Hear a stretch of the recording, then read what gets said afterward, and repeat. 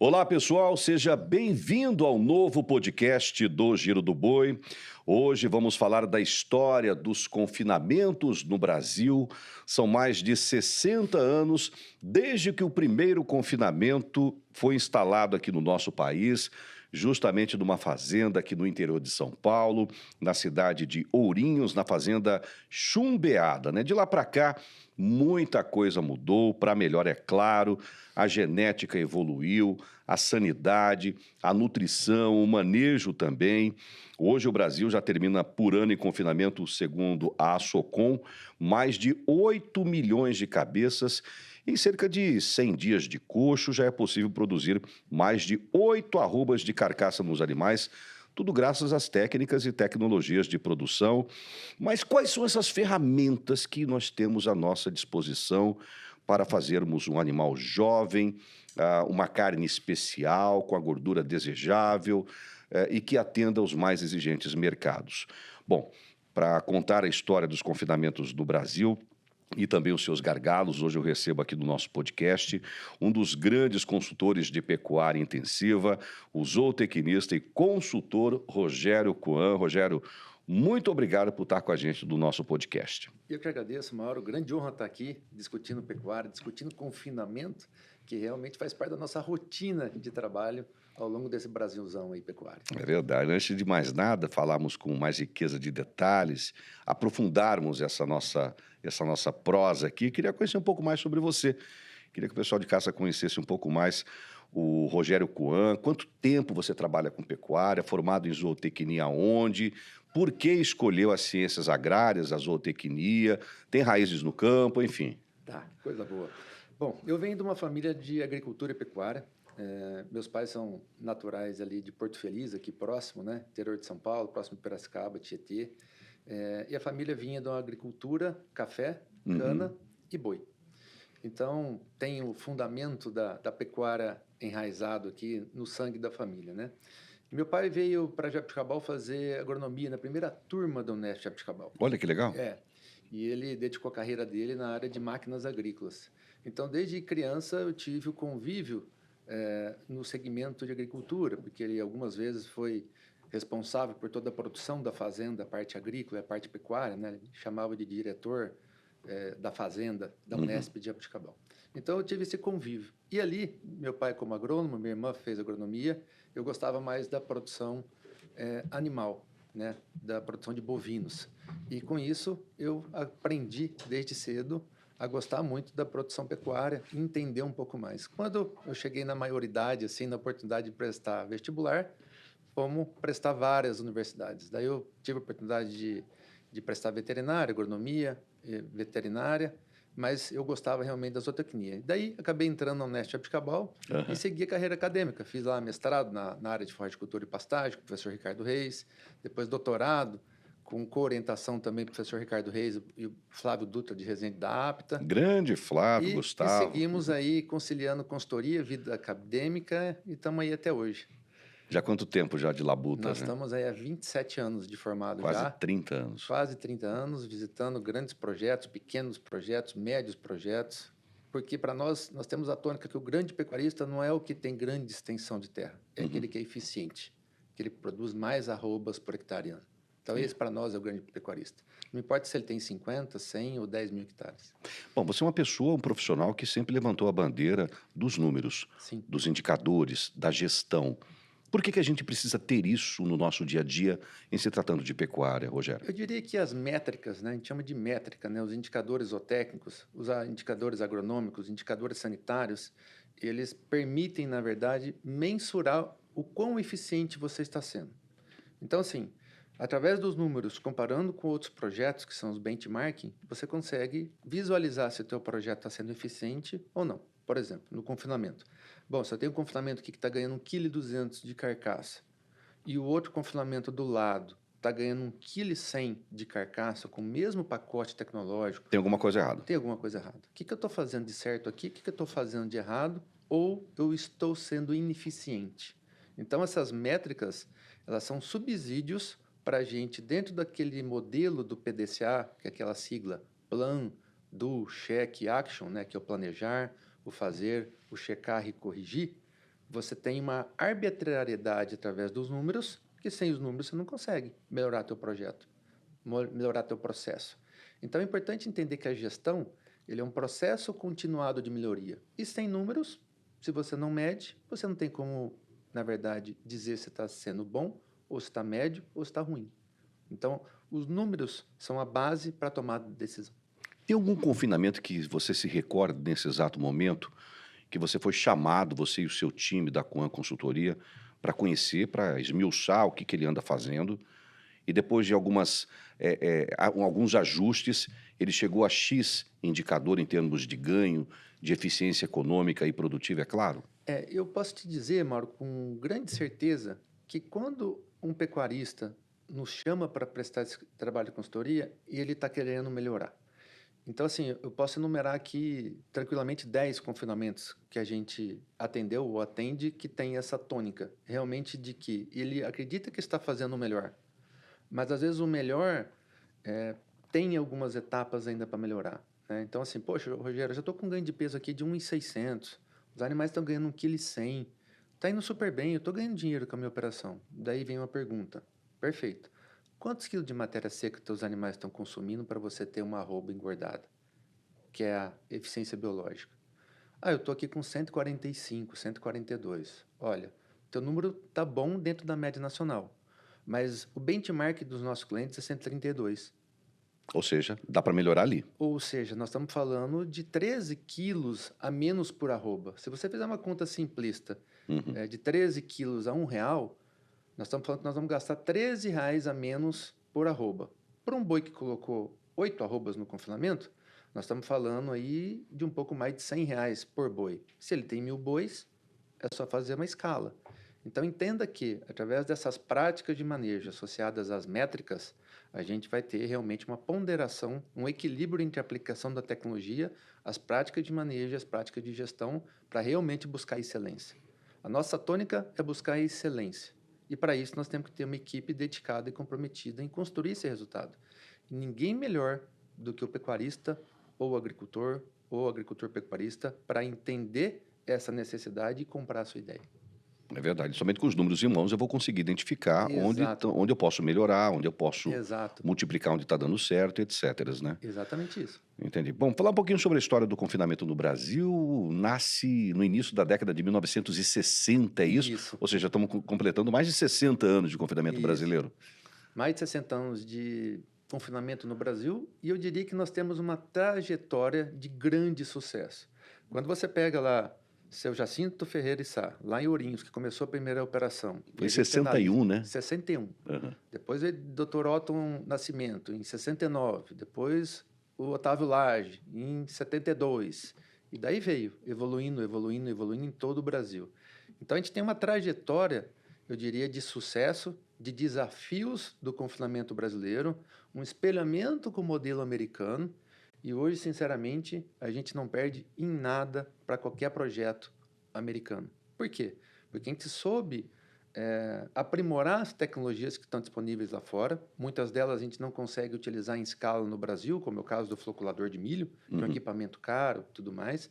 Mas nós temos aqui o grão úmido de milho, o grão úmido de sorgo, o milho reidratado, o sorgo reidratado, que trazem um apelo técnico aos mesmos moldes, de realmente você diminuir 8 a 12% o consumo de matéria seca sem perder desempenho, sem perder ganho de carcaça, ganho de peso. Tem o germe de milho também, né? Tem o germe de milho, que é uma tecnologia fantástica também. Enfim, hoje, o pacote tecnológico que nós temos no Brasil é muito semelhante ao que tem lá fora. E eu diria mais.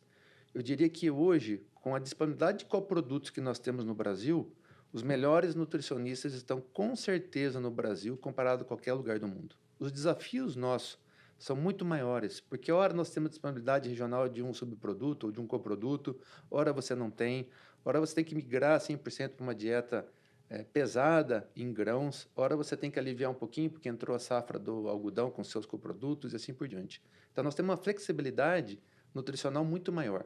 E por isso que eu digo que o nutricionista brasileiro, ele faz isso com maestria. Os melhores nutricionistas do mundo estão aqui, com certeza. Porque lá fora você tem um pacote tecnológico semelhante do ponto de vista nutricional, mas você tem alguns, eu diria, coprodutos tecnológicos, vamos assim dizer, que fazem a diferença lá fora que nós não temos aqui, que é o implante hormonal, os beta-agonistas, né, que são aditivos que, entre aspas, vamos dizer, potencializam muito mais o ganho de carcaça comparado ao que nós temos no Brasil. Então, o nutricionista aqui ele tem que trabalhar o pacote tecnológico disponível, que está em dieta, está em manejo, está em aditivos, e garantindo um resultado muito semelhante ao que tem lá fora, sem usar implante hormonal, sem usar beta-agonista. A gente vai falar um pouco mais com riqueza de detalhes daqui a pouquinho sobre os gargalos que temos no confinamento. Antes, queria saber de você. O confinamento mesmo, ele nasce no mundo, nos Estados Unidos? Até porque quase 100% do rebanho brasileiro que vai para o frigorífico boi gordo vem do coxo. Exato. O confinamento nasceu nos Estados Unidos e, assim, embora a gente se depare na literatura com o confinamento nascendo nos Estados Unidos na década de 50, né, 1950, quando você vai analisar a história do confinamento e como ele influenciou a cadeia de consumo americana, na verdade, o primeiro confinamento ele surgiu em 1876. Nossa. E até tem uma tese de mestrado de um pesquisador que se chama Philip Dooms, que foi publicada na Universidade Americana, sobre a história do confinamento e suas consequências na cadeia produtiva americana. Muito interessante. E lá ele mostra que esse primeiro confinamento em 1876 ele surgiu na visão de um pecuarista que montou o confinamento utilizando forragens e alguns grãos próximo a um abatedouro, porque ele entendia que trazer o gado da fazenda dele para o abatedouro, muitos animais perdiam peso, alguns animais morriam e ele não tinha um bom aproveitamento. Lógico que na época a gente não tinha todas as métricas relacionadas à eficiência do confinamento. Então ele entendia que morria muito e chegava magro. Então, o rendimento de carne era baixo. Até encurtar a distância da fazenda produtora para a indústria processadora tem que ser próximo. Exatamente. Eles já pensavam nisso no século XIX. No século XIX. E depois, em 1950, a gente teve uma reorganização da cadeia agrícola americana, onde a gente surgiu realmente os confinamentos, vamos dizer, empresariais, com escalas, com utilização de maior participação de grãos, e é o modelo americano que a gente, eu diria, copiou e aprimorou aqui no Brasil. E como foram essas décadas, desde a década de 1960 para cá? Você explicou agora há pouco. Eram poucos pecuaristas que se ousavam. Isso. Porque sempre foi uma ousadia, vamos dizer assim. Qualquer coisa que a gente implemente que não existe, o cara fala assim, esse cara é ousado. Ele é ousado ou ele é louco, né? Até que ou é doido. É doido, até que se prove que funciona e que deu resultado. Exatamente. Aí quando faz isso, fala, opa, ele é pioneiro. Aí ele acaba se tornando pioneiro. Ele não era louco. Vanguardista. Ele era um visionário. Visionário, exato. Então, assim, é interessante você analisar a evolução do confinamento. Porque se você pega a década de 60, 70, nós ficamos ali naquele divisor de águas entre trabalhar uma dieta com muito volumoso, né? A gente tinha na década de 80 essa visão de que o confinamento era especulativo, de o pecuarista comprar o boi magro ali no final do período chuvoso, né, na safra, tinha muita oferta e ele ganhava um spread de mercado, uma valorização muito grande de 30%, 40%, 50%, 60% da safra para a entre-safra. E, logicamente, esses pecuaristas ganhavam muito dinheiro. Era realmente a corrida do ouro da pecuária. O pecuarista que fazia confinamento ele ganhava muito dinheiro, porque a valorização do estoque de arrobas da entrada do período seco para o final do período seco era muito grande. E o giro também é muito mais rápido. Exato. Então, assim, esses pecuaristas começaram a visualizar, mesmo com uma eficiência baixa de ganho de peso, porque a dieta não tinha tecnologia, era ganho de 800 gramas, 900 gramas e assim por diante, ele começou a visualizar que o negócio era interessante. Poxa, eu estou tirando um animal da pastagem, estou levando ele para o coxo, eu estou aliviando a minha pastagem, ela está ficando mais sustentável, mais longeva, esse negócio é bom demais, né? Então, foi um período muito de especulação da tecnologia. Já na década de 90, eu diria que já é a era da produtividade. Poxa, já começou a ter ionóforos, a monenzina sódica já começou a ser utilizada. Nós tivemos aí o advento do cruzamento industrial, ganhando força com diferentes tipos de cruzamento, diferentes raças. Nós começamos a trabalhar com mais eficiência, já começamos a desafiar um pouquinho mais as dietas, onde começaram os coprodutos, começou o bagaço de cana, a levedura de cana, o melaço, né? Então, nessa tônica da década de 90, o pecuarista começou a entender que o negócio era muito bom, mas que precisava profissionalizar. E somente em 2000 que a gente tem o que a gente chama de evolução da profissionalização do confinamento. Começaram algumas operações mais robustas, lembro muito bem lá do Grupo Bertin, o grupo Cotril, outros confinamentos maiores surgindo. A gente já começou a falar de boi inteiro, já não fazer mais um giro, fazer 2 giros no mesmo ano. Já começou o adensamento das dietas com maior participação de concentrados. Já começamos a falar em manejo de coxo, baseado no que era feito nos Estados Unidos e assim por diante. Depois de 2010, tivemos uma outra evolução com já práticas de gestão, já começou a surgir o DDG, DDGS, já começamos a falar em manejo de coxo com uma sintonia fina e o início de uma gestão mais eficiente, porque a gente começou a ter as misturadoras de dieta total, com balança digital acoplada. A gente tinha que ter um entendimento que a gestão do fornecimento da dieta, que é os 4 Cs que a gente brinca do confinamento, né? É a dieta certa, no curral certo, na hora certa e na quantidade certa. E você só consegue fazer isso tendo uma misturadora de dieta total. E você só consegue fazer isso se você tem um sistema. Ah, pode ser uma planilha? Pode ser. Mas nós temos sistemas que fazem isso com uma acurácia muito grande. Então, nós tivemos uma revolução de 2010 para 2020. Né? Se você pensar de 2010 para cá, a gente só vem afinando ainda mais a prática de gestão. Ainda mais agora, 2020, 2021, vamos dizer, com o advento do boi China, onde você precisa produzir um animal com menos de 30 meses, você faz uso de um animal inteiro, né? Um macho não castrado.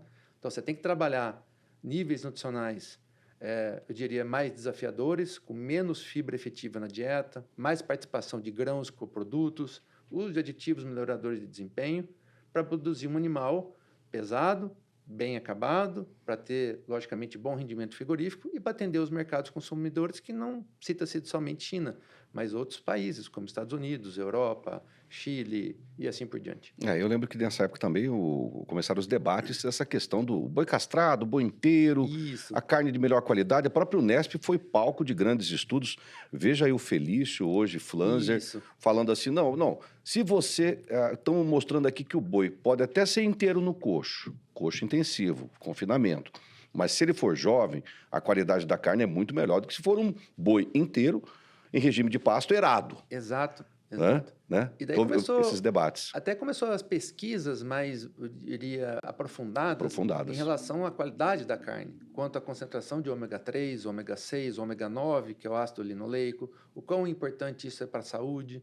Né? Então, a gente começa a ver uma outra tônica vinculada à qualidade da carne, já uma preocupação com acabamento, preocupação com marmoreio, preocupação com o mercado consumidor. Então, tudo isso veio evoluindo da forma que deveria evoluir. Poderia ter feito algo mais rápido? Eu acho que não. Aconteceu ao seu tempo, dentro do entendimento da evolução pecuária do Brasil. Então o confinamento podemos dividir em vários momentos. Eu diria que 5 momentos. O atual, por exemplo, seria o quê? Sustentabilidade, porque essas aspirações agora ambientais, o mundo todo, o Brasil em 2025 recebendo a COP30. Isso. O pecuarista, o boi é responsável pela emissão de metano, que causam mudanças climáticas rígidas e tal. O confinamento tem ajudado nesse aspecto. Não tenha né, dúvida. Eu diria que é o ano, na verdade, a década da sustentabilidade, mas também a década da efetividade. Poxa, Rogério, mas o que tem a ver efetividade? Efetividade porque a gente entende que dentro do processo de gestão, ele é um processo continuado, ele não tem fim, a eficácia e a eficiência, elas são tônicas a todo momento, em termos de você fazer a coisa certa e da forma certa. Então, a gente entendeu que a gestão ela é mais do que nunca um divisor de águas entre uma pecuária do passado e uma pecuária do futuro. Ainda mais para uma tecnologia como o confinamento, que é uma tecnologia que prima pela eficiência em todas as etapas, desde o recebimento do animal até a saída. E isso parte, logicamente, de todos os processos. Então, eficiência e eficácia, elas fazem parte de um contexto da evolução de qualquer tecnologia, seja pasto, seja confinamento, ou seja na indústria. Dr. Rogério Coan, me fala uma coisa, que há muitas coisas que precisam ser fortalecidas ainda no nosso confinamento, né? Vamos elencar rapidamente algumas aqui, queria que você me detalhasse qual o seu ponto de vista em relação a isso. Bem-estar animal, preocupação com a acidose, adaptação, leitura de coxo, eficiência biológica, conversão alimentar, dentre outras, né? Vamos pontuar começando com as práticas de bem-estar animal. Por que elas são tão importantes para a eficiência, de fato, dentro de um confinamento? Olha, eu diria que o bem-estar animal é a base. É como se fosse o alicerce de uma casa. Quando você tem o bem-estar do animal, você tem a base para produzir um animal com eficiência. E lógico, desde que você tenha outros fatores coerentes no processo. Quando eu falo fatores coerentes, isso se refere-se a uma boa sanidade, uma boa nutrição, um bom manejo. Em bem-estar animal, hoje em confinamento, a gente pensa em vários aspectos. Desde o piso do animal, o tipo de solo que ele está dentro do piquete do confinamento, não pode ter Até buraco. isso influencia? Até isso influencia. O tipo de solo, pra você ter uma ideia, um solo mais argiloso, ele recebe mais calor. Se você for num confinamento, dependendo do tipo de solo, ao meio-dia, 1h, 2h, o solo chega a atingir 65 graus. E o boi precisa deitar para ruminar. Exato. E tem um detalhe muito importante, dependendo do perfil da dieta, se ele é muito desafiador, você aumenta a incidência de problema de casco. Só pelo Também. fato da temperatura do solo Verdade. potencializar isso. Outro detalhe muito importante, você tem que garantir uma disponibilidade mínima de linha de coxo. Poxa, Rogério, mas o boi não precisa mais de 50, 60 centímetros como era na década de 70, 80. Realmente eu concordo. Através do aumento da frequência de fornecimento da dieta, você pode reduzir para 25, 30. Perfeitamente, desde que, em contrapartida, você também tenha uma área de escape, ou seja, uma área disponível por animal. A gente recomenda, no período seco do ano, que não chove, pelo menos 15 metros quadrados por boi, sendo recomendado 20. E no período chuvoso, 40 metros quadrados, porque você tem barro, né? Então, o animal precisa ter um momento de descanso, um momento de ruminação, lembrando que ele distribui mais ou menos 8 horas por dia comendo, 8 horas ruminando e 8 horas descansando. Outro aspecto muito importante relacionado ao sombreamento. Eu tenho que garantir sombra para esse animal. É, Brasil é muito quente, Brasil Central. Muito quente. E outro aspecto que, se possível, é garantir cobertura de coxo, porque cobertura de coxo você garante a preservação de uma dieta de boa qualidade ao longo de todo o dia. Não preciso nem citar a qualidade da água, que não pode ter baixa frequência de limpeza, né? Eu não preciso dizer para você das boas práticas de manejo, de levar esse animal para o curral para fazer, logicamente, na entrada do confinamento, todo o protocolo sanitário, a mesma coisa relacionada às boas práticas de embarque, entre outras Tudo que variáveis. você está falando está no pacote do bem-estar. Tudo está no bem-estar animal. Então, assim, ele é a base da produção com eficiência, seja pasto, seja no confinamento. Confinamento ainda mais. Por quê? É importante dizer que o animal, quando entra no confinamento, ele tem a neofobia. Neofobia nada mais é do que o medo de tudo que é novo. Então, você imagina um animal que estava a pasto a vida toda. A vida inteira. Ele chega numa casa nova. Exato. E às vezes com O pessoal outros... tem um trabalho bacana, eu vou até destacar aqui, o trabalho do pessoal da MSD, por exemplo, Isso. um trabalho de aclimatação. Perfeito esse Que é, por trabalho. exemplo, eu vou apresentar a sua nova morada. Vem Exato. aqui está o coxo, vem aqui é o Isso. curral, vamos passear por aqui. Vem aqui, esse aqui é a pileta, onde Isso. você vai beber água. Vem aqui, esse aqui é o João, o vaqueiro que vai vir todo dia aqui fazer um rodeio com vocês. Isso é legal, funciona, né? Muito legal, e inclusive eu requisito sistematicamente esse conceito aplicado, porque isso faz muita diferença. Porque que é a neofobia? Ele tem medo de tudo que é novo, que é o que você está ponderando. Se você não faz essa aclimatação dos animais, você permite que o animal tenha essa neofobia mais pronunciada. Por isso que é muito importante ele conhecer os amiguinhos dele que vão estar ali, porque às vezes você mistura lote e você tem uma disputa social. Então, você começa a aclimatação aos animais se conhecerem nessa fase. Então, é muito importante que isso seja feito. Então, vamos lá, pessoal. Práticas de bem-estar animal, seja de criação a pasto ou principalmente confinamento, você vai ter bons resultados. Agora, um problema sério, a questão da chegada do animal, adaptação a uma nova dieta. O que devemos fazer, o que você recomenda? Olha, eu diria que esse é um dos calcanhares de Aquiles de um confinamento eficiente e lucrativo. Por quê? Se você não faz uma adaptação bem feita, e daqui a pouquinho nós vamos avançar um pouquinho nesse tema, você, na verdade, prejudica toda a evolução do confinamento. Por que nós temos que fazer uma adaptação bem feita? Bom, nós comentamos agora um pouquinho que o animal tem a neofobia, não tem? Sim. Se você for pensar num alimento que esteja mais próximo do que o animal teria numa pastagem, qual seria? Ah, Rogério, o capim picado.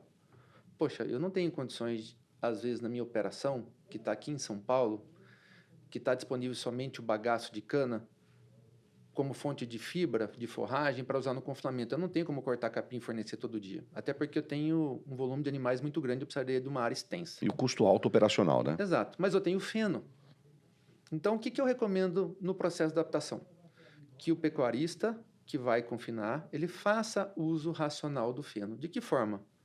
Como o animal tem neofobia, é desejável que você coloque uma quantidade significativa de feno ao fundo do curral, após ter feito a aclimatação, para que aqueles animais que não estão aptos a ir no coxo, a caminhar até o coxo, eles ficam normalmente no fundo do curral, não ficam? Eles ficam com medo, retraído, é tudo retraído, novo para eles. Porque ali na frente está passando o trator, Passando ou o gente. caminhão, às vezes está passando os vaqueiros, ele tem medo de tudo. Mas é importante que esse animal, às vezes que viajou 24, 48, 72 horas, dependendo até mais, que ele tenha acesso a um alimento de boa qualidade. Então, se você tem um feno ali, esses animais que têm uma neofobia mais pronunciada, ele vai ter acesso a uma comida de boa qualidade. Depois do segundo dia, eu posso subir esse feno para o meio do curral. Eu estimulo ele a subir. Ele se ambientaliza ali por mais 2, 3 dias. Mais 2, 3 dias eu subo os... Do lado do coxo já. Do coxo. Então, esses animais, sem perceber, eles estão chegando no coxo. Começam a ter convivência, começam a ter uma disputa por espaço, e está tudo certo, faz parte da ambientação. Então, isso ajuda muito a você minimizar a neofobia e, consequentemente, o refúgio de coxo. Só para você ter uma ideia, eu dava consultoria no confinamento no Pará e confinava 20 mil vacas, descarte, um grupo grande de pecuária. Nós tínhamos mais ou menos 17% de refúgio de vacas no coxo, vaca de descarte. Quando nós começamos a utilizar o feno, sistematicamente, durante 14 dias de adaptação, dentro desse processo, lembrando que a vaca é um pouco mais sistemática em adaptar o coxo, nós caímos para 0,47% de refúgio de coxo. Que maravilha. Então, assim, é uma prática que tem que ser adotada, logicamente, com maestria. É uma prática que eu vou adotar para todo o confinamento? Olha, se eu tenho possibilidade de fazer uma RIP, ou fazer um semi-confinamento, ou uma TIP previamente ao confinamento, eu estou garantindo, na verdade, que essa neofobia ela seja extremamente minimizada. Por quê? Eu já adaptei a fisiologia do animal, eu já adaptei ao manejo. Ele já teve um pouco de acesso ao coxo. Ele já teve uma com escola, mais frequência. Ele teve uma escolinha que ensinou tudo isso. Ele já sabe chegar no coxo. Ele já escutou o barulho do trator, do caminhão. Ele já está acostumado às pessoas. Então, isso ajuda muito. Ah, mas eu vou tirar o feno da adaptação? Se possível, mantenha o feno. Só que num período mais curto. Porque um ou outro animal pode ter uma pequena neofobia. E daí você está garantindo que ele está consumindo e ele vai permanecer dentro do lote. Esse manejo inicial ajuda a evitar a acidose? Não tenha dúvida, não tenha dúvida. Entenda que as papilas ruminais, né, no rumen, obviamente, elas demoram, em média, 5 a 7 dias para se adaptarem ao perfil nutricional da dieta. Os micro-organismos, 3 a 5 dias. Então, é muito importante eu criar essa adaptação fisiológica do animal, que vai preparar todo o ambiente ruminal, de intestino, bem como a fisiologia como um todo, para as novas dietas que vão vir. Então, a gente começa na adaptação. Quando não é possível fazer uma TIP ou um semi-confinamento ou uma RIP. Mas se fizer, você já venceu essas etapas de fisiologia animal, entendeu? Então, isso acelera o animal a pegar as dietas com mais rapidez e evoluir no plano nutricional. Que vai impactar diretamente, positivamente, na eficiência biológica e na conversão alimentar. Exatamente, você matou a charada. É onde nós temos que focar a tônica. Eficiência alimentar, conversão e eficiência biológica. E, lógico, ganho de carcaça. Quanto mais rápido o animal entrar numa dieta, eu diria, mais energética, mais ajustada em energia, proteína metabolizável, logicamente que mais carcaça ele vai ganhar. Agora, se eu fico muito tempo numa dieta de adaptação ou uma dieta de transição que tem menos energia, logicamente que eu estou depositando menos carcaça nesse animal. Então, essa engenharia da carcaça, ela passa necessariamente por uma adaptação bem feita. Entendi. Você falou agora há pouco sobre a RIP e a TIP também. Certa vez, o próprio Maurício Veloso também, já gravamos um podcast com ele, o presidente da SOCOM, falou para mim assim, Mauro, o sucesso no confinamento está numa correta recria intensiva em regime de pasto. Não tenha dúvida. Quanto mais você incrementar carcaça, músculo nesses animais jovens, você vai ter mais uma roupa barata. Eles poderão permanecer menos tempo no confinamento ou, se permanecer no tempo que você quiser... Mais pesado. É mais pesado, exatamente. Está tudo a ver. Não tenha dúvida. Se você analisar os trabalhos da APTA, da Unesp de Jabuticabal, da Exalc, de Viçosa, das universidades que estão pesquisando a construção da carcaça, ela passa necessariamente por uma recria muito bem feita. Então, se você tem a oportunidade de fazer uma RIP, desde que bem ajustada. Quando eu falo bem ajustada, é porque às vezes o técnico ele erra em um detalhe muito importante. O animal está em crescimento, não está? Uhum. Eu preciso, logicamente, ter uma dieta proteica. Que é a criação de fibra. Exato. Eu estou, na verdade... Energia jamais gordura. Exato. Então, Tá. assim, esse animal E tem mais crescimento. caro. Eu não posso inverter a minha dieta. Lembrando que a dieta é pasto mais suplemento, correto? Uhum. Então, assim, eu tenho que ter uma dieta com energia alta, mas com proteína metabolizável alta. Porque se eu inverter isso, tiver energia alta e proteína baixa, o que vai acontecer? Vai produzir aquele garrotinho bolinha.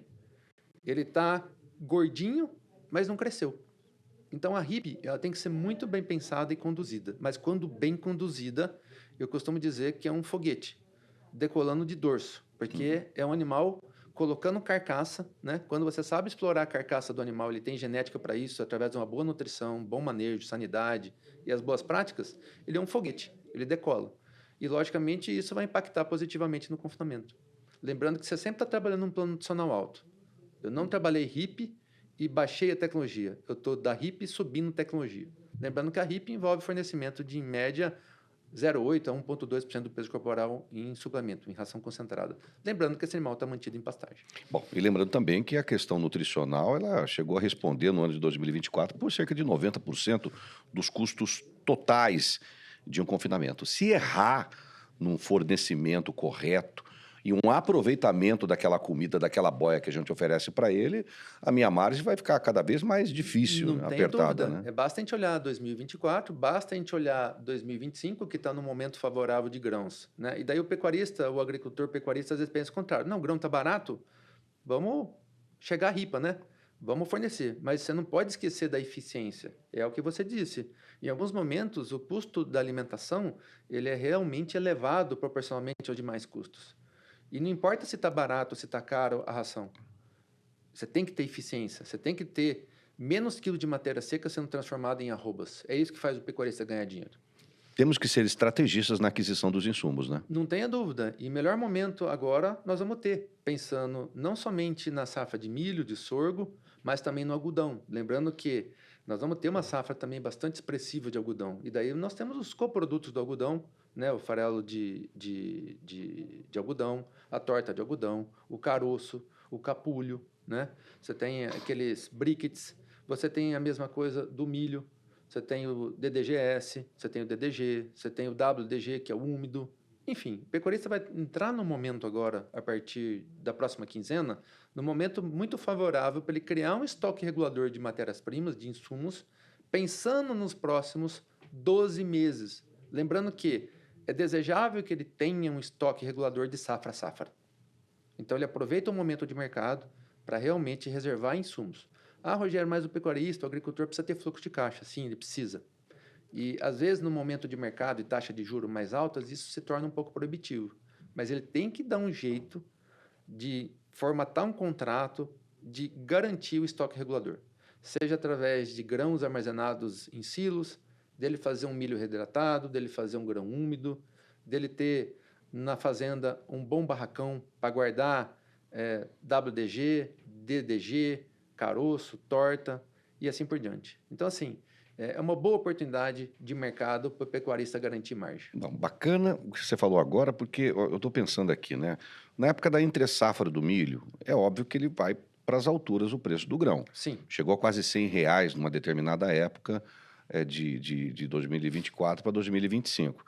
Mas quando vem a safrinha e o Brasil, aliás, parabéns ao agricultor pela sua eficiência, a cada safra, né, Coan? É uma super safra, uma melhor que a outra, apesar de todas as porradas Exato. que a gente leva em termos de impostos, em termos de mercados, em termos, enfim. Mas isso não cabe a nós debater isso aqui agora. Precisamos ajudar o pecuarista, o agricultor a ser mais eficiente nas suas coisas. Bom, nós podemos guardar essa comida na época da chegada do safrinha, por exemplo, que despenca o preço isso é normal em qualquer mercado. A gente faz o estoque, produz um alimento para produzir para a safra seguinte. Isso. E esperar durante esse período uma volta de um preço mais baixo para produzir a safra para outra safra seguinte. E esse é o pulo do É gato. como diz o Chaka, esse é o pulo do gato. E esse é o pulo do gato. Você também. Se você analisar o confinamento, e a gente faz 2 estudos todo ano, né? Um para o primeiro giro e um para o segundo giro. Se você analisar o confinamento, o custo de produção, você vai descobrir que o bovino representa, dependendo do estado, em média 57% a 75% do custo. Quando você tira isso, fica realmente a alimentação, né? Uhum. Você tem, logicamente, o protocolo sanitário, você tem custo operacional, você tem o frete. Mas o maior montante que você citou chega até 90% alimentação. Bom, se eu tenho oportunidade de estocar os insumos para garantir a longevidade do meu processo produtivo, para fazer vários giros, ciclos de produção no confinamento ou a pasto através da TIP, RIP e tudo mais, por que não o fazer? E nós temos meios de reservar essa produção da safra agora, que representa praticamente 70% da safra de grãos, né, de milho principalmente. Você tem silo bolsa, você tem silos até de superfície, né? Trincheira também. Trincheiras. Você tem várias formas de fazer isso. Poxa, Rogério, mas eu posso guardar caroço de algodão debaixo de uma lona num silo de superfície? Sim, você pode. Você pode até compactar como se fosse uma silagem, não os moldes de buscar 600, 700 quilos por metro cúbico, mas você pode compactar para aumentar realmente o teu estoque. Posso guardar WDG numa trincheira? Posso. Posso guardar numa bolsa? Posso. Você tem vários recursos para garantir esse estoque para enfrentar o período de entre-safra. E é desejável que o pecuarista faça isso. Porque mesmo quando a gente fala em confinamento, que a gente sabe que o custo de produção alimentar é alto, se você pegar um sistema de recria e engorda, se você tirar a compra do animal, você vai descobrir que a nutrição representa lá 35% a 50% do custo. Até mais, dependendo do sistema, se ele for mais intensivo. Então, assim, nutrição é algo que pesa no custo de produção. Então, você tem que comprar na safra e ser eficiente na hora de converter nutrição, pasto ou confinamento em arrobas. E acho bacana essa estocagem de alimento, porque ela acaba tirando, de certa forma, o pecuarista da zona de conforto. Que ele fala assim, eu estou com a comida, agora eu preciso do boi. Exato. Agora eu preciso rodar leilões, eu preciso rodar fazendas, eu preciso montar meu time para ir buscar desse animal para comer essa comida que eu reservei para ele para a safra seguinte. Exato. É o giro, né? É o giro do negócio. São as engrenagens que compõem o processo produtivo da carne que a gente está buscando, né? Então, é hora o boi, hora o insumo, hora a operação, hora a eficiência. Tudo isso faz parte dessas engrenagens que fazem da pecuária esse espetáculo. Eu estou aqui com o Dr. Rogério Coan, um grande consultor, um grande especialista em pecuária intensiva, falando um pouco sobre a história e os gargalos do confinamento brasileiro, que segundo a Socom, no ano passado, aí, terminou em regime de total de coxo, 8 milhões de cabeças. A expectativa esse ano é que a gente pode beirar as 9 milhões de cabeças, e eu queria tanto que a gente já chegasse à marca de 10 milhões, vou comemorar no programa Giro do Boi. Um outro assunto interessante. Leitura de coxo. Qual a importância e como se faz uma boa leitura de coxo, Dr. Coan? Olha, eu diria que o pilar da eficiência nutricional no confinamento, além de uma dieta bem formulada, bem ajustada em aditivos, é o manejo de coxo. E o manejo de coxo, ele não passa necessariamente pelos 4 Cs, que é aquela dieta certa, no curral certo, na quantidade certa, na hora certa. Ele tem uma série de outros fatores que trazem eficiência para essa prática. Poxa, o que você está querendo dizer, Rogério? Bom, no passado, a gente aprendeu que manejar coxo implicava a gente fazer uma leitura antes do primeiro trato, e nessa leitura eu observava como que estava o coxo em relação à sobra, se o coxo estava limpo, se estava lambido, e ponto. E, logicamente, avaliava o comportamento dos animais.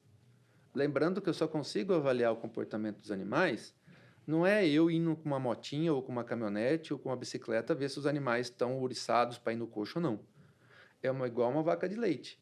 Quando ela começa a escutar o vácuo, ela começa a soltar o leite, não é? A ordenha. Verdade, verdade. No confinamento, o vácuo é o caminhão ou o trator. O vagão forrageiro, ele escutar o barulho, o bicho tem que vir. Esse é o estímulo para saber se o animal está tranquilo, deitado, calmo, ou se ele está ávido para vir para o coxo. Porque eu passar de moto, ou de quadriciclo, ou de caminhonete, ou de bicicleta, não é o estímulo para o animal, você concorda? Claro.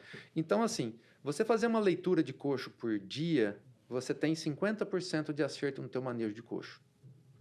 Se eu faço uma leitura de manhã antes do primeiro trato e uma noturna, eu vou para próximo de 65%. Agora, se eu faço uma leitura antes do primeiro trato e mais 3 leituras noturnas, eu já chego a 90% de eficácia.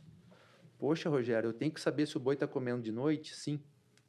Nos confinamentos mais eficientes que nós temos no benchmarking, eu não vou citar nome, mas nós temos 6 confinamentos, nós fazemos uma leitura próximo das 6 da manhã, lembrando que o trato vai ser fornecido por volta das 6h30, 7 horas. Eu faço uma leitura às 8 da noite, eu faço uma leitura à meia-noite, depois eu faço uma leitura às 2 da manhã. Poxa, mas por que você faz uma leitura às 2 da manhã? Porque eu tenho que saber, de todos os currais de confinamento, quanto tem comida ou quanto não tem. Por quê? Porque na estratégia de manejo de coxo limpo, o animal tem que ficar no máximo 5 horas sem comida. Então é desejável que às 2 da manhã eu tenha comida, para que às 7, quando ele receber a dieta, o coxo esteja limpo. Entendeu? E os animais estejam calmos e tranquilos. Poxa, calmos e tranquilos, quantos por cento, Rogério? Em média, 50% dos animais estão calmos, tranquilos, e mais ou menos 25%, 35% indo ao coxo com uma certa tranquilidade. Significa dizer que eu forneci a quantidade de dieta que o animal precisava, nem mais nem menos, e os animais estão todos tranquilos. É isso que eu quero. Eu quero animais tranquilos e saciados. Não preciso fornecer nem mais nem menos.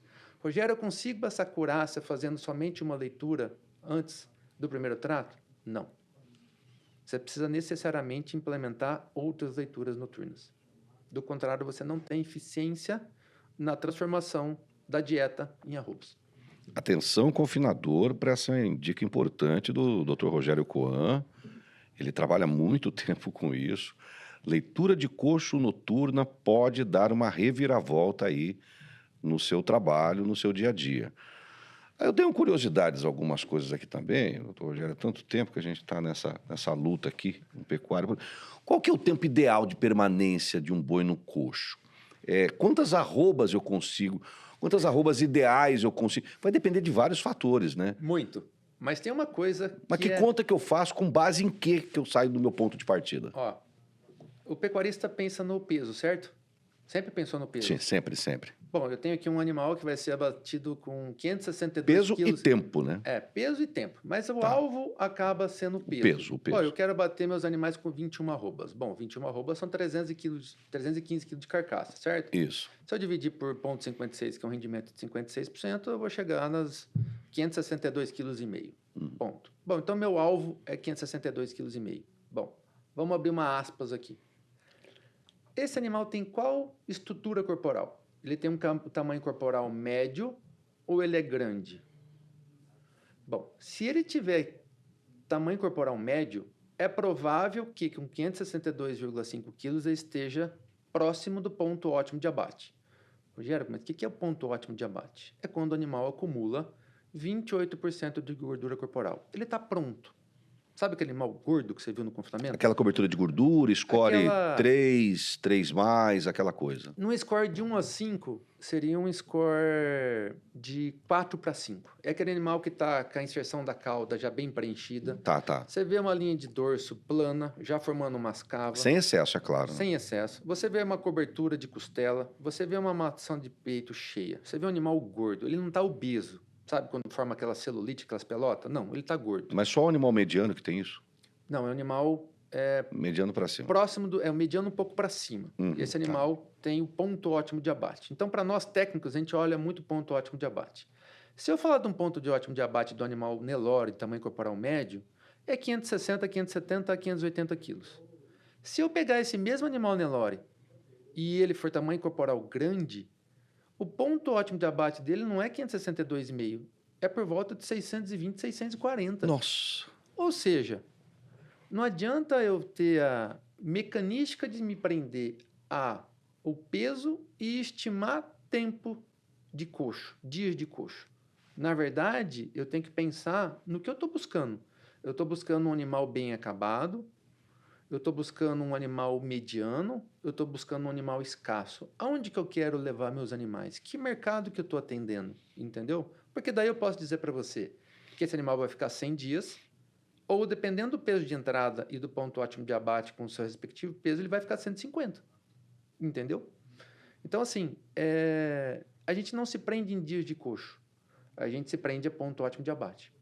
Lembrando que o ponto ótimo de abate não é de indivíduos dentro de um lote. é do curral. Ou seja, se eu tenho 125 animais naquele curral, o ponto ótimo de abate é de todos os animais. Por isso que é muito importante a gente fazer uma boa apartação. E a apartação, ela não começa com peso. Ela começa, obviamente, lembrando que nós temos que separar por sexo, nós temos que separar Por raças, por raça. cruzamento, Se o graus de animal, sangue. se o animal tem chifre, se não tem, hoje a gente logicamente preconiza que os animais não tenham. E depois eu não vou pensar no peso, eu vou pensar pela altura de garupa.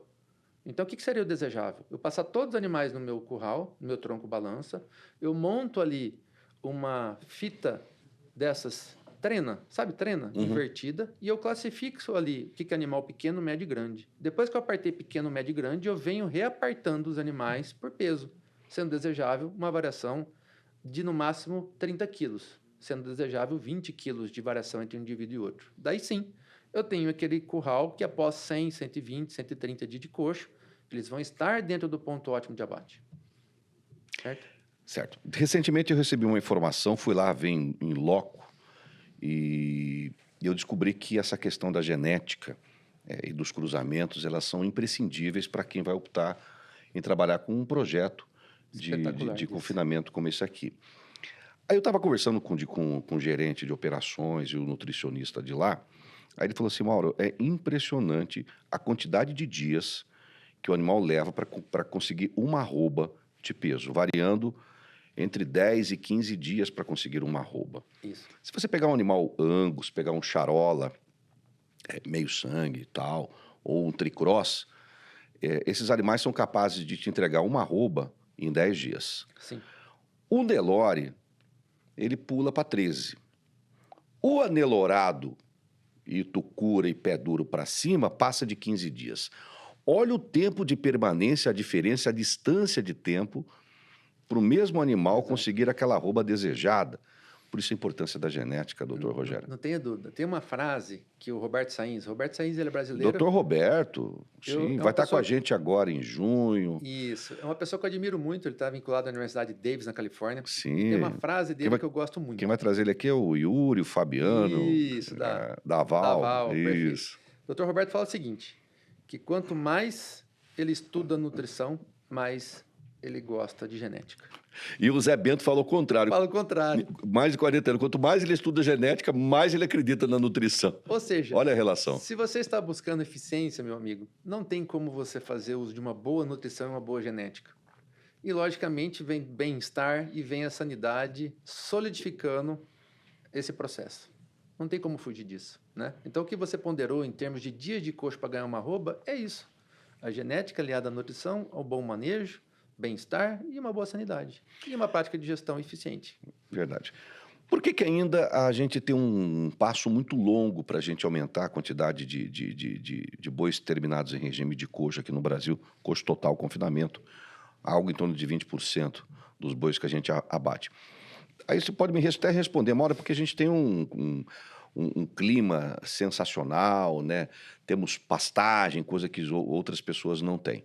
Mas você pula para a África do Sul, que também está bombando, os países africanos vão nos surpreender em breve. Sim. Atenção você, a África está indo de vento em popa, tem muitos profissionais que você falou agora há pouco. O próprio professor Pietro falou, Mauro, que tem de aluno meu de biotecnologia reprodutiva indo para a África, sendo exportado para lá, o povo vai surpreender. A África, 55% de boi que vai para o frigorífico indo confinamento. Exato. Estados Unidos nem se fala, quase 100%. Exato. E o Brasil, 20 e tantos por cento. Você viu o tamanho? Por que isso? Tu tem alguma resposta? Olha, eu acredito que tem 3 bases que explicam isso. Bom, nós temos uma condição de país tropical, logicamente com luz, temperatura, água, e que nos permite produzir a pasto um grande volume de animais. Arroba barata. Arroba barata. Tá. Só que, bom, eu produzi uma arroba barata, mas de uma forma não muito eficiente, é um bom negócio? Ou, à medida que eu vou incrementando tecnologia, eu não começo a fazer um giro mais rápido e esse número melhora por conta que eu estou melhorando a produtividade, estou melhorando a taxa de desfrute? Então, o que eu quero dizer? Que um dos pilares é a base de produção brasileira, se a pasto. A outra base é que o pecuarista, por incrível que pareça, e tem uma conta que o Danilo Grandini faz muito, é quantos quilos de grão um animal no Brasil, comparado com a África do Sul, comparado com a Austrália, comparado aos Estados Unidos, ele consome. Nós vamos ver que dentro da produção pecuária, o nosso animal no Brasil ele não come nada de grãos. Mesmo quando eu comparo com a Argentina, com o Uruguai, Paraguai. Por Então, quê? mesmo no coxo, a gente consegue produzir uma arroba mais barata. Exato, porque a gente está fazendo uso de pouco grão comparativamente a esses países. Então, sim, é uma questão cultural ainda do pecuarista entender de que para ele produzir um animal com eficiência, ele tem que partir para uma suplementação intensiva CARIP, CATIP, semiconfinamento e ir para o coxo efetivamente no confinamento, entendeu? Então, essa questão cultural, eu acho que ela está evoluindo, está melhorando ano a ano, mas ainda nós estamos com um abismo em termos de aplicação de tecnologia de confinamento, uso de grãos e seus coprodutos, quando comparado a esses países, entendeu? Então, quando você analisa o sistema de produção americano, que, vamos dizer, quase sua totalidade é produzida em confinamento, entenda também que eles estão num momento crítico de oferta de animais de engorda. Por quê? Porque a fábrica, que são as matrizes, está nos piores momentos de mercado em termos de fluxo de produção. Está faltando o bezerro, está faltando o boi magro deles para entrar no confinamento, entendeu? Então, entenda que quando você compara países, nós temos que entender também o elo da cadeia produtiva. Nós temos aqui muita vaca em regime de pastagem comparado a esses países. Eles não têm. Então, eles têm que se lançar mão de um sistema mais intensivo, porque eles não têm área para produção. Vacas até estabuladas, né? Exato. Grande número de vacas. Eu tive na Califórnia, eu já viajei em vários lugares dos Estados Unidos, na Flórida. Você vê muita vaca que não sai do coxo, entendeu? Então, todo o processo reprodutivo é nela no coxo, através de uma suplementação intensiva. Ou seja, é um animal caro, né? É um animal caro. Então, é fácil você entender o modelo de produção deles, comparativamente ao nosso. Mas eu acredito que, com o passar dos anos, nós vamos ter que necessariamente incrementar o uso de grãos na recria e na terminação. Bom, tem uma pergunta. Eu fiz alguns estudos aqui, eu estudei um levantamento feito por uma multinacional de nutrição aqui do Brasil, e ela revelou que o boi de coxo aqui no Brasil, nos últimos 9 anos, reduziu a idade dele, o peso dele para ir para o coxo, de 13 arrobas e meia para 12 arrobas e meia. Porém, está aumentando o tempo de confinamento aqui no Brasil. Isso revela o quê? É uma coisa positiva ou negativa? Eu acredito que são três fatores positivos, vamos assim dizer. Bom, se nós temos uma redução da idade de entrada, é porque o pecuarista entendeu que ele pode aproveitar mais o confinamento, fazer mais giros. Naturalmente, esse animal está entrando mais jovem. Exato. Está saindo mais jovem, está produzindo uma carcaça de melhor qualidade. Ele está diminuindo a recria dele. Exato. Então, ele está fazendo uso de tecnologias para acelerar, que está acelerando a recria e está acelerando o ciclo de terminação no coxo, seja através da TIP, seja no confinamento. E, lógico, o pecuarista começou a entender a mecanística como investidor. O que o investidor busca? Ele busca rentabilidade. Se eu faço uma aplicação financeira e eu tenho uma rentabilidade de 15%, no mesmo período, e se eu fizer 1,5 vezes isso? Não vai ser melhor do que fazer uma? E assim é o confinamento. Então, se eu entro com um animal mais leve e ele ganha muito peso, ele é muito eficiente, eu posso fazer outras operações no mesmo período. E aquela tônica que a gente tinha na década de 80, de fazer um giro de confinamento no ano, agora não mais. Verdade, boa. Então, se você for em qualquer confinamento, ele não para. Ele tira ali um mês, 20 dias, 30 dias, 40, dependendo do tamanho da operação, para fazer manutenções. Mas, em sendo possível... O restante do ano é pau. É pau-ferro. Ou seja, ele está mantendo o confinamento cheio. Dá para fazer mais de 3 giros não tenha dúvida, por ano hoje. Lógico. Confinamento. Basta entrar com um animal mais leve, que sai relativamente mais leve, ou ele entre mais pesado e saia em curto espaço de tempo. Vai depender muito do modelo de produção, seja do pecuarista ter o confinamento na própria fazenda ou numa engorda terceirizada. Mas sempre que possível, girar mais vezes no ano é muito mais rentável. Eu não tenho fazenda de recria. Eu acabo indo no mercado, comprando animais e direcionando para a engorda terceirizada. E eu faço dessa forma. Em 2025, minha pretensão é fazer 3 giros. Entendeu? Vende um, compra o outro, vende o outro e assim por diante. O tanto de giro do negócio que você consegue 3, né, rentabilidades por ano. Só que se eu fosse um pecuarista e tivesse animais mantidos em pastagem, seja um pecuarista que faz recria, engorda, pasto ou ciclo completo, e eu for esperar um animal com 420 quilos para entrar no coxo, e aí? Agora, eu posso pegar toda a minha safra que sai mais cedo mais leve e mandar para o coxo, e ir para o mercado em eu tendo fluxo de caixa, comprar animais e mandar para o coxo também, entendeu? Entendi.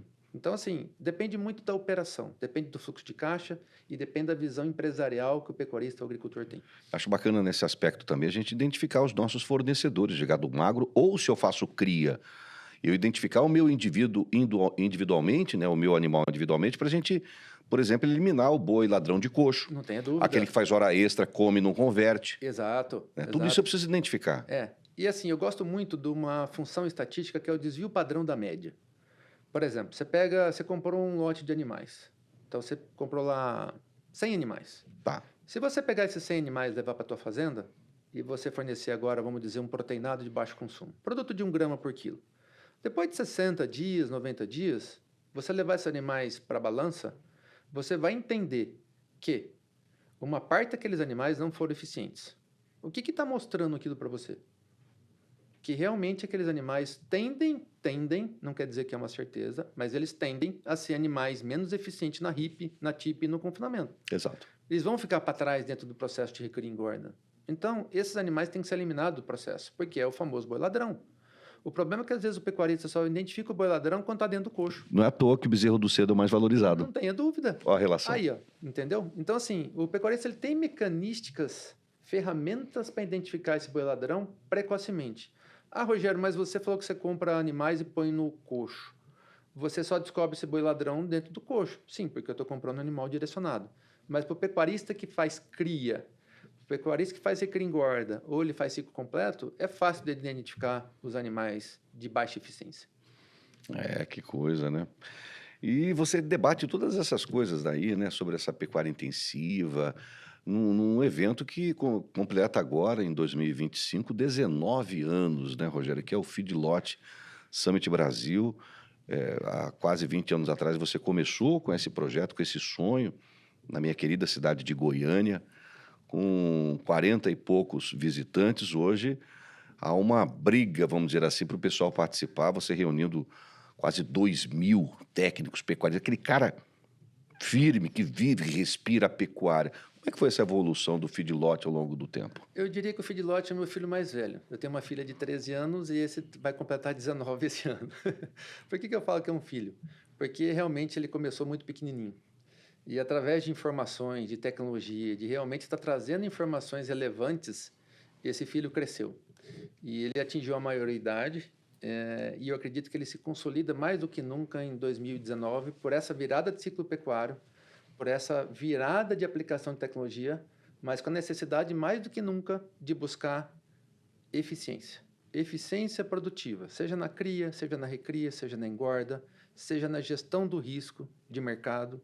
Tudo isso vai estar reunido nesse evento. Então, nós vamos trazer grandes especialistas de fora do Brasil, da Austrália, do México, da Argentina, dos Estados Unidos e muita gente boa do Brasil para realmente abastecer o pecuarista, né? Os agricultores que vão estar presentes com a gente, os técnicos extensionistas, com essas ferramentas para se preparar para ganhar eficiência nos projetos de pecuária. Bacana, bacana, que legal. E tá aí, né? 10 a 12 de setembro de 2025, com uma cobertura especial, como sempre, dos nossos amigos do Giro do Boi. Com certeza. A gente não é besta, ué. Nós somos sabidos, a gente quer estar no meio dos caras que manjam, para a gente justamente tentar tirar dele, como eu consegui agora, tirar tantas conversas legais, tantas experiências, para o cara que está nos ouvindo, o cara que está nos assistindo na televisão, pelo Canal Rural, possa também fazer o mesmo, porque é possível, né? É possível. Bom, tá começando a grande temporada de confinamento, que é justamente a entre-safra, a época da seca, é uma coisa tradicional, até para o cara... Pasto perde nutriente, ele precisa fazer um ajuste de lotação, fazer aquela coisa para não deixar o boi escorrer, virar um boi sanfona, etc. Isso. Aí ele manda para o confinamento, ou não tem estrutura, vai para uma engorda terceirizada. Aí é o momento também dele aliviar os pastos dele, enfim. O que você diria para o cara que ainda tem dúvidas sobre o confinamento brasileiro? Que ele nunca pensou, que agora, ouvindo a gente agora nesse podcast, ele fala assim, puxa vida, eu preciso enxergar com melhores olhos isso. O que você diria para ele que tem dúvida, mas quer ganhar dinheiro? Olha, eu diria que a primeira coisa, ele tem que, se ele for pecuarista de recria e engorda ou de ciclo completo, ele tem que primeiro entender a fazenda dele, os gargalos que toda fazenda tem. E, logicamente, toda fazenda tem o período seco. E esse é um gargalo produtivo. É o que a gente chama de os altos e baixos. A seca é uma baixa. Só que você tem estratégias que podem coibir. Mas é da seca onde a arroba sobe. Exato. Então, assim, ele pode lançar mão da ferramenta de uma engorda terceirizada, haja visto a oportunidade dele não ter na fazenda, de ter lucros expressivos. E esse ano nós estamos apostando em lucros expressivos. Além do qual, se ele pega agora na entrada da seca e remete animais mais pesados para o confinamento, e quando eu falo animais mais pesados, pode ser uma vaca de descarte, pode ser um boi magro, pode ser uma novilha, né? E com isso ele vai aliviar as áreas de pastagem. Isso permite ele ter a sustentabilidade das pastagens por um período mais longo. Você aumenta a longevidade. Por quê? Porque exatamente no período seco que às vezes o pecuarista ele perde a mão e acaba sobrecarregando a taxa de flotação. E isso incorre, obviamente, em degradação dessas áreas de pastagem no curto prazo. Então entenda que remeter um animal para uma engorda terceirizada, ou ele mesmo montar um confinamento, seja com tecnologia de dieta sem forragem, ou dieta do grão inteiro, ou boitel, que seja, ele está, na verdade, beneficiando o sistema de produção dele. Sem falar na oportunidade de ganhar dinheiro, de duas formas. Não é somente na operação de confinamento, é também na preservação das pastagens, que é um dos maiores patrimônios que ele tem, mas também dele aproveitar o momento que nós estamos entrando agora, que é da desmama. Então, para o pecuarista que faz recria engorda, ele pode remeter o animal para o boitel, ou fazer uma engorda ali com uma estrutura, independente da dieta, e aproveitar o momento de mercado. Então, ele ganha de todo jeito, ele ganha de toda forma. E isso vem de encontro, que você nos disse tudo agora nessa prosa, nesse podcast, ao qual te agradeço mais uma vez. Há momentos importantíssimos que andam acontecendo na nossa pecuária. Veja bem aí o que nós acabamos de receber da Organização Mundial de Saúde Animal, o certificado de nação livre. Exato. De febre aftosa sem vacinação. Aliás, continue vigilante sempre, viu, pessoal? Não é porque a gente recebeu que vai deixar o trem desandar, deixar de vacinar, cuidar de outras doenças também tão, talvez até mais perigosas por serem zoonoses do que a própria aftosa, né? Com certeza. Raiva, brucelose, tuberculose, outros clostrídeos, botulismo, vermífugo. Tem que cuidar do gado, da saúde do nosso rebanho, senão não vai performar nunca bem durante o confinamento. Então podemos vir em novos mercados, tem Japão, tem Coreia. Momento agora, 2025, Brasil sediando a COP30, momento de nos posicionarmos e mostrar que nós somos defensores do meio ambiente. A gente está precisando produzir alimento. Exato. E a gente produz alimento com sustentabilidade, respeitando a natureza, o ser humano e, claro, ganhando dinheiro com isso, né? Então, estamos passando, talvez, esse 2025, o momento mais importante da pecuária dos últimos anos, desde a sua existência, né? Desde o seu descobrimento em 1500, né, Coab? Eu acredito que 2025, 2026 são momentos ímpares para o pecuarista. Verdade. Só que ele tem que fazer uma coisa que todo empresário faz. Ele tem que fazer uma avaliação do sistema de produção, entender quais são os gargalos produtivos, onde ele está perdendo eficiência e arrumar a casa. Vocês conseguem identificar tudo isso em qualquer fazenda? A Coam consegue? A gente faz um diagnóstico técnico, econômico e patrimonial. Não é um diagnóstico patrimonial com o objetivo de compra e venda da fazenda, não. É pegar uma fotografia produtiva. Olha, a fotografia da fazenda é essa. Você tem essas métricas, você está tendo esse lucro por hectare, esse lucro por cabeça. O que nós temos que fazer nos próximos 3 a 5 anos para tornar teu projeto competitivo e rentável? Olha, eu tenho que montar aqui um sistema rotacionado, eu tenho que montar aqui uma área de produção de forragem, eu tenho que montar um confinamento, eu tenho que inserir uma RIP aqui que está faltando. Perfeito. Eu tenho que pôr um software de gestão zootécnica, eu tenho que indexar esse software de gestão zootécnica com um fluxo de caixa, com centro e classe de custos. Então, o pecuarista ele tem que entender que a atividade dele é uma empresa. Do contrário, meu avô dizia o seguinte, ó, o pecuarista, ele dorme numa cama de ouro maciça, mas ele passa frio à noite. O que isso traduz? Que ele está em cima de um patrimônio muito grande. Mas se ele não for eficiente, ele não vai ter produtividade, ele não vai ter taxa de desfrute, ele não vai ter sustentabilidade econômica do negócio. Então, de nada adianta eu ter uma propriedade que está valorizando, só que eu não sou eficiente. Ou seja, De repente, eu tenho uma outra fonte de renda que está pagando tudo isso. Mas por que não tornar essa fazenda uma empresa e transformar ela em uma atividade lucrativa e rentável e que pode expandir progressivamente com a evolução dos tempos, né? Fica a reflexão, né? Fica aí a reflexão. Bom, pessoal, eu conversei com o Dr. Rogério Coan, da Coan Consultoria, avançada em pecuária. Gratidão, muito obrigado por compartilhar conosco nesse podcast toda a sua vasta experiência em pecuária intensiva. Obrigado e boa sorte aí nas suas empreitadas, nos seus projetos, e conte sempre com a gente do Giro para poder divulgar todo o trabalho de vocês. Eu que agradeço, Mauro. Novamente, é uma honra estar aqui com vocês. Eu costumo dizer que a gente mais aprende com vocês do que ensina. E estar aqui com vocês nesse podcast é fantástico, porque a gente consegue fazer uma evolução pessoal do que a gente vivenciou, do que a gente vive e o que vai vivenciar nessa pecuária brasileira, que é apaixonante. Muito obrigado pela oportunidade. Nós que agradecemos. E vamos em frente produzindo quatro patas. Vamos para cima, segura no rabo do boi que ele sempre te leva para frente. É isso aí. Né? Grande obrigado. abraço. Espero que você tenha gostado. Até o próximo podcast do Giro do Boi, pessoal. Tchau, tchau.